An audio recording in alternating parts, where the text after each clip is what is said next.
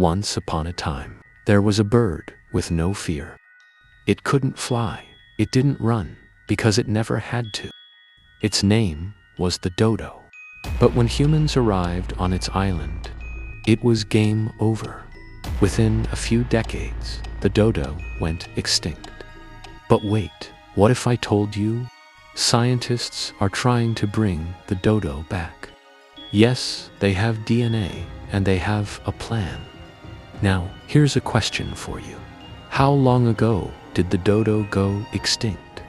100 years ago, 300 years ago, 500 years ago. It's still alive somewhere. Think fast and comment your guess below. And tell me this, should we bring back extinct animals or leave them in the past? Subscribe to Conbirds for more mind-blowing stories. See you in the next adventure.